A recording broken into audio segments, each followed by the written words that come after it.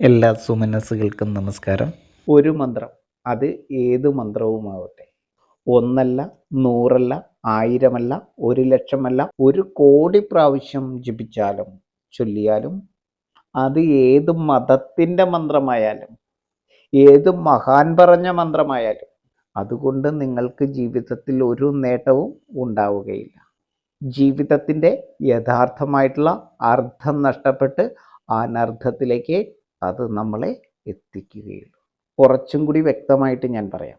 നമ്മളൊരു കുറ്റകൃത്യം ചെയ്തിട്ടാണ് ആ മന്ത്രം ജപിക്കുന്നതെങ്കിൽ, അത് ഇരുന്നോ കിടന്നോ നിന്നോ ഒറ്റക്കാലിൽ നിന്നോ തല കുത്തി നിന്നോ 100 കോടി തവണ നമ്മൾ ജപിച്ചാലും ആ കുറ്റകൃത്യം കുറ്റകൃത്യമല്ലാതായി മാറുകയില്ല.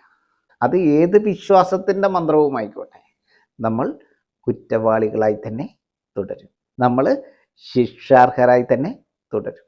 മാറ്റമുണ്ടോ? ഇല്ല. അപ്പോൾ ആ മന്ത്രത്തിന് ശക്തിയുണ്ടോ? ഇല്ല. എന്തിനാണ് ശക്തി? ഇനിയും ഞാൻ പറയട്ടെ. മന്ത്രം മനസ്സിൻ്റേതാണ്, അതായത് ഇച്ഛാശക്തിയുടേതാണ്. തന്ത്രം ആത്മാവിൻ്റേതാണ്, ജ്ഞാനശക്തിയുടേതാണ്. യന്ത്രം ക്രിയാശക്തിയുടേതാണ്, ശരീരത്തിൻ്റെതാണ്. അപ്പോൾ തന്ത്രവും മന്ത്രവും യന്ത്രവും എല്ലാം എന്താണെന്ന് നമ്മൾ അറിഞ്ഞിട്ടാണ് ഈ മന്ത്രജപം തുടരേണ്ടത്. അപ്പോൾ നമ്മൾ എന്തായിരിക്കണം ആദ്യം കറക്റ്റ് ചെയ്യേണ്ടത്?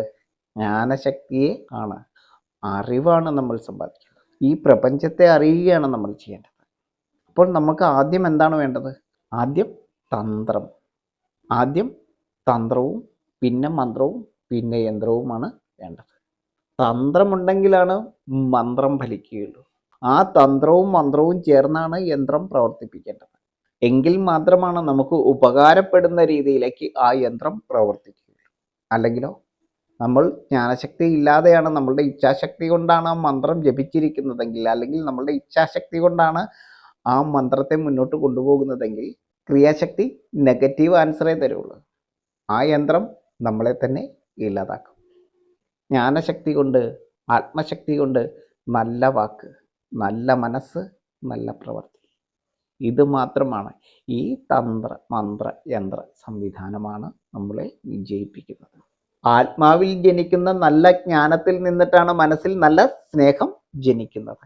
മനസ്സിൻ്റെതാണ് മന്ത്രം. മന്ത്രത്തിൻ്റെ രഹസ്യം എന്താണ്? അത് സ്നേഹമാണ്. വെറും സ്നേഹമാണോ മന്ത്രം?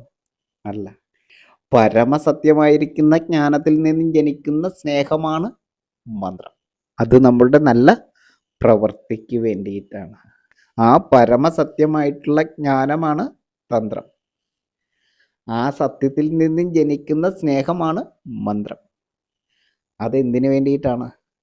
നല്ല ക്രിയാശക്തിക്ക് വേണ്ടിയിട്ടാണ്, നല്ല പ്രവൃത്തിയെ ചെയ്യുന്നതിന് വേണ്ടിയിട്ടാണ്. എന്ത് പ്രവൃത്തിയെ ചെയ്യുന്നതിന് വേണ്ടിയിട്ടാണ്? മറ്റു സർവചരാചരങ്ങളെയും ത്രിവിധ കരണങ്ങളാൽ, ആത്മാവ്, മനസ്സ്, ശരീരം എന്നീ ത്രിവിധ കരണങ്ങളെ കൊണ്ടുള്ള അനന്യപരമായിട്ടുള്ള സേവയോട് കൂടിയിട്ടുള്ള നിഷ്ഠയെ ചെയ്യുന്നതിന് വേണ്ടിയിട്ടുള്ള വ്രതത്തിന് വേണ്ടിയിട്ടാണ് മന്ത്രം. വ്രതം എന്ന് പറയുമ്പോൾ നമ്മളുടെ സുഖമല്ല, നമുക്ക് സുഖിക്കാൻ വേണ്ടിയിട്ടല്ല വ്രതം.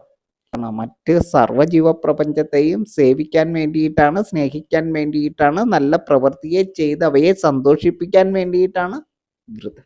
അങ്ങനെയുള്ള പരമകാരുണ്യമായിരിക്കുന്ന ആ വ്രതത്തിൻ്റെ ഭാഗമാണ് മന്ത്രം.